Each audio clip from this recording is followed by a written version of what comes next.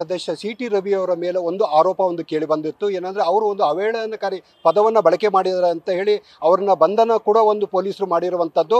ಈಗ ಸಿ.ಟಿ. ಅವರಿಗೆ ಒಂದು ಜಾಮೀನು ಸಿಕ್ಕಿರುವಂಥದ್ದು. ಈಗ BJP ಕಾರ್ಯಕರ್ತರಲ್ಲಿ ಒಂದು ಹರ್ಷೋದ್ಗಾರ ಉದ್ಭವ ಆಗಿರೋಂಥದ್ದು. ಈಗ ಸಿ.ಟಿ. ರವಿ ಅವರ ಮಗ ಸೂರ್ಯ ಅವರು ನಮ್ಮ ಜೊತೆ ಇದ್ದಾರೆ. ಹೇಗೆ ಅವರು ರಿಯಾಕ್ಟ್ ಮಾಡ್ತಾರೆ ಅವರನ್ನು ಕೇಳೋಣ ಅಂತೇಳಿ.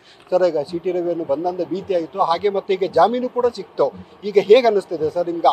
ಆ ಕ್ಷಣ ಏನಾಗಿ ಅನಿಸಿತ್ತು? ನಮಗೆ ಗೊತ್ತಿತ್ತು ನ್ಯಾಯ ಬರುತ್ತೆ ಅಂತ. ಕೋರ್ಟ್ ಆರ್ಡರ್ ಬಂದಿದ ತಕ್ಷಣ ನನಗೆ ತುಂಬ ಖುಷಿ ಆಯ್ತು. ನ್ಯಾಯ ಬರುತ್ತೆ ಅಂತ ಗೊತ್ತಿತ್ತು. ದೇವ್ರ ಮೇಲೆ ನಂಬಿಕೆ ಇತ್ತು. ದೇವ್ರ ನ್ಯಾಯ ಕೊಡಿಸಿದ್ದಾನೆ. ಬಟ್ ಅಂದರೆ ಸರ್, ಸಿ.ಟಿ. ಅವರು ನೀವು ಸುಮಾರು ಸುತ್ತ ರಾಜಕೀಯವಾಗಿ ನೋಡ್ತಾ ಬಂದಿದ್ದೀರಿ. ಅವರು ಆ ಪದವನ್ನು ಬಳಸಿದ್ರು ಅಂತ ಅನ್ಕೊಂಡಿದ್ರೆ ನೀವು? ಬಟ್ ಆ ಥರ ಏನಾದ್ರು ಇತ್ತ? ಇಲ್ಲ, ಆ ಥರ ಪದ ಅವ್ರು ಬಳಸಲ್ಲ.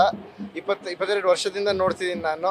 ಅವ್ರು ನನಗೂ ಹೇಗೆ ಮಾತಾಡೋಕ್ಕಂತ ಹೇಳ್ಕೊಡ್ತಾರೆ. ಇನ್ನು ಈ ಥರ ಚೂರು ಏನಾದ್ರು ಅಡ್ಡದಲ್ಲಿ ಮಾತಾಡಿದ್ರೆ ನನಗೆ ಬೈತಾರೆ. ಸೊ ಅವರೆಲ್ಲರಿಗೂ ಮರ್ಯಾದೆ ಕೊಟ್ಟು ಮಾತಾಡೋರು. ಮೊದಲು ದೊಡ್ಡವರು ಚಿಕ್ಕವರು ಯಾರ್ಯಾರು ಆಗಲಿ ಅವರೆಲ್ಲರಿಗೂ ತುಂಬ ಮರ್ಯಾದೆ ಕೊಟ್ಟು ಮಾತಾಡೋರು.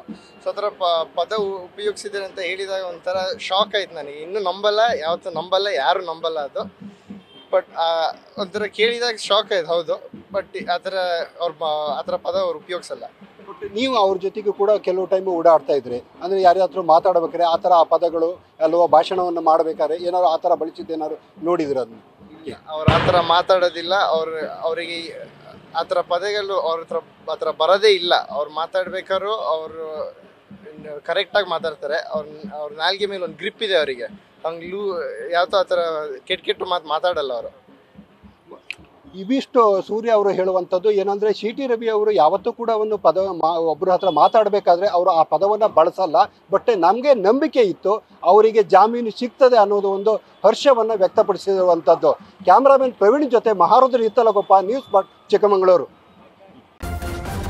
ನ್ಯೂಸ್ ಫಸ್ಟ್, ನಿರ್ಭೀತಿಯಿಂದ ನಿಮ್ಮ ಪರವಾಗಿ.